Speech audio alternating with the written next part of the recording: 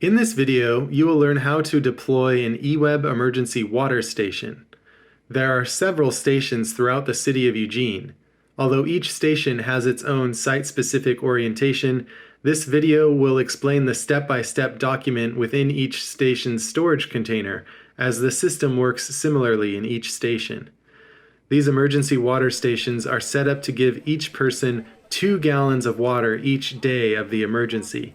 The stations are designed to distribute water more efficiently by piping water from a groundwater well to a distribution pipe with dozens of individual hoses, each with an on-off switch.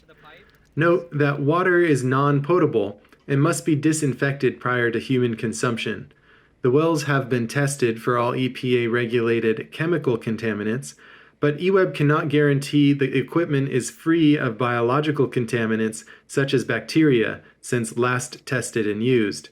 A simple bleach disinfection or boiling the water will make it potable for human consumption. In this video, we will cover each step in the instruction booklet. Step 1, storage container inventory. Step 2, connect the PVC pipes to the well. Step 3, placing the pipe on pipe supports. Step 4, connect pipes and set up hoses and valves. Step 5, flush and pressurize the water distribution station. Step 6, set up the crowd and traffic management signs. Please watch the entire video before beginning to assemble the station. If you are setting up the station because an emergency has occurred, please remember to be calm, take your time, be safe, and assemble the station correctly. It may be in operation for several days, so please do not rush now. It should take approximately 2 hours to set up the station appropriately. Please use extreme caution when moving equipment. There is a first aid kit in the back of the storage container. EWEB hopes to be able to provide technical support for this station in an emergency and has designated representatives to assist you. However, in a true emergency, it is possible that only local residents will be able to access the site. That's you. Please contact the designated representatives listed on the printed emergency water station's instructions to proceed. And now, let's begin to examine each step of the process. All right, I'm standing inside of a water distribution station. It's a blue shipping container. As you step inside of the shipping container, on your left-hand side, we have bases for the traffic signs. And then as you come back, all of the signs are going to be stacked right next to the bases. These signs do both traffic control and crowd control.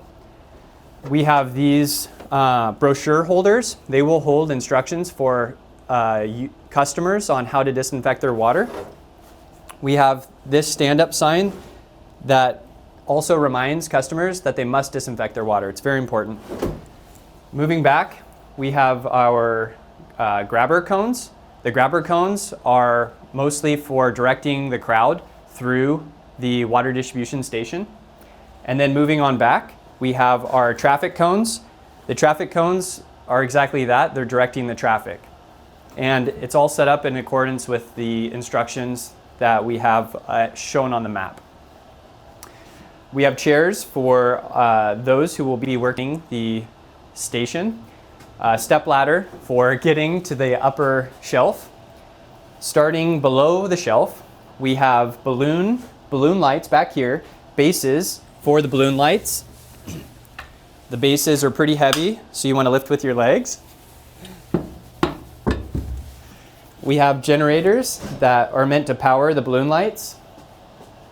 We have a cart that's meant for hauling all of the heavy equipment and some of the bases for the grabber cones.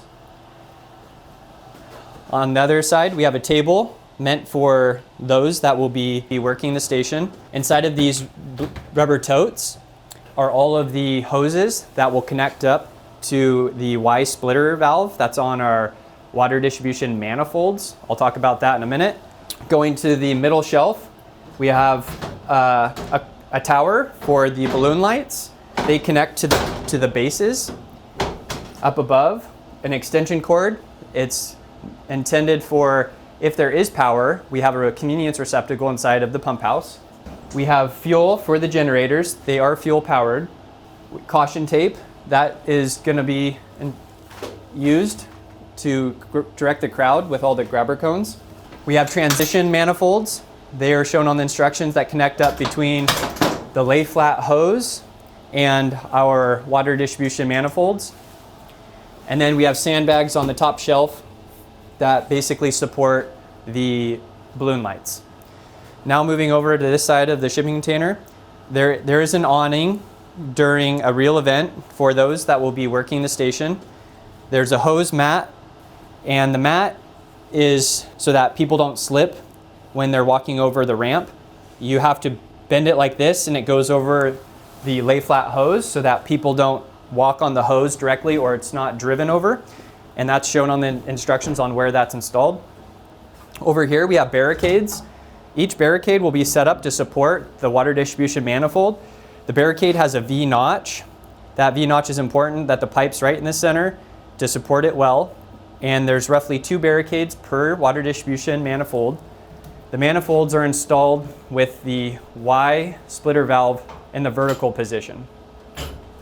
I've already touched on what these are.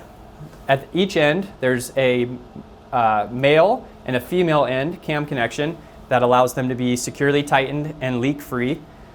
And then over here, we have our bases for the grabber cones to help support them. Once you have reviewed your inventory, consult page 6 of the instructions to locate where the water exits the well at the meter box. Remove the meter box lid from the well connection. Connect the female end of the single elbow transition pipe to the male end of the well connection pipe, located inside the meter box. Carry the blue lay-flat hose to the meter box. Unroll the lay-flat hose, starting at the meter box to where the lay-flat hose will meet your first pipe manifold. Make sure to keep the lay-flat hose as straight as possible to avoid kinks. Connect the female end of the lay-flat hose to the male end of the single elbow transition. I'm standing at the well connection. In the second meter box is where we have an upturned elbow to a cam connection for the lay-flat hose pipe. That cam connection tightens up, and then we have a riser pipe. So if we look down here where I'm standing, the upturned elbow has already been connected by cam lock here, and then you take the lay flat hose and you also connect it in to the female end of the lay flat to the male end of the upturned riser pipe. Place the hose ramp where it's needed to protect the hose from vehicles or to protect people from tripping on the hose. Open the hose ramp and place the hose inside. Then place the mat on top.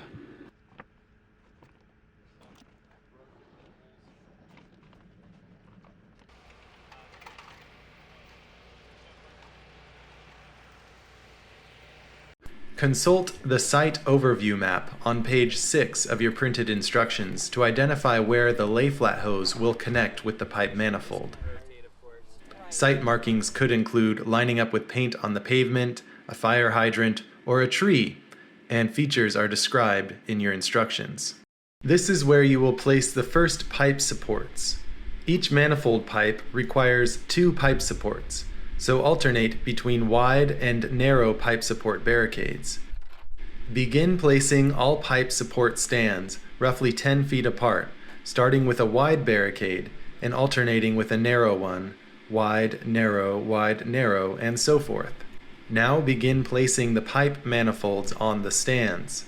Place the pipes with the male end connections for the cam locks facing towards the well. Place the pipes with the Y hose valves facing up. On the first pipe, we have this riser that comes up and it connects a female end to the male end. So the first pipe will have the male end of the cam connected up to the female end of the riser.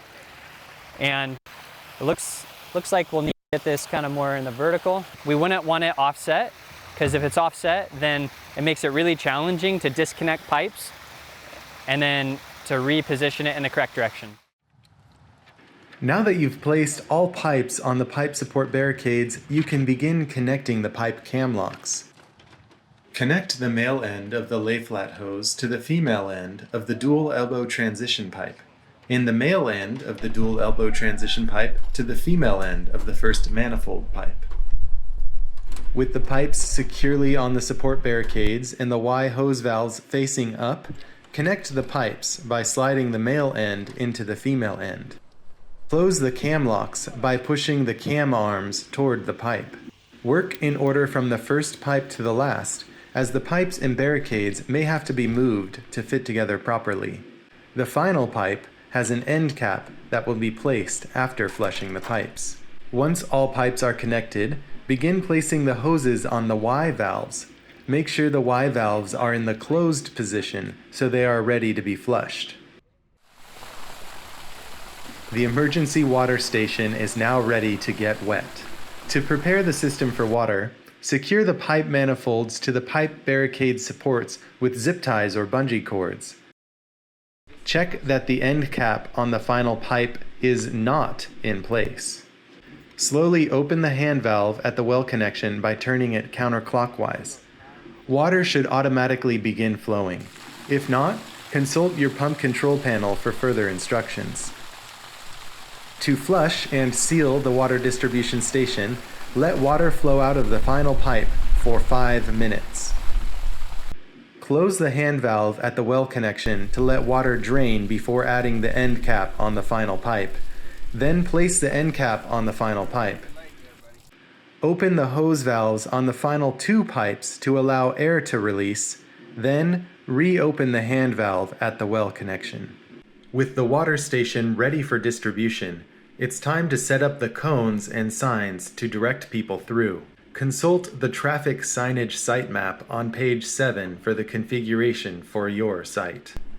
Set out the tall grabber cones about 10 feet apart or as needed. Once all the cones are placed, wrap them in caution tape by looping each cone once before going to the next cone. Place the shorter cones to help people avoid obstacles.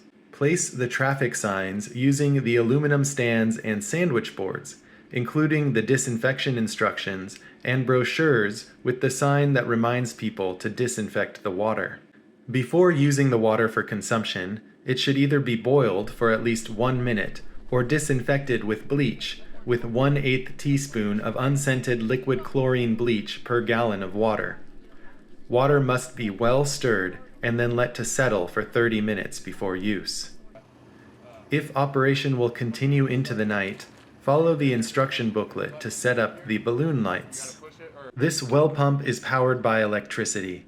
If this emergency has cut off utility power, please watch the video linked in your instruction booklet to learn how to generate power for the pump house. And that's it. Thank you for serving your community during this emergency. Please remember to take this setup one step at a time, and above all, be safe.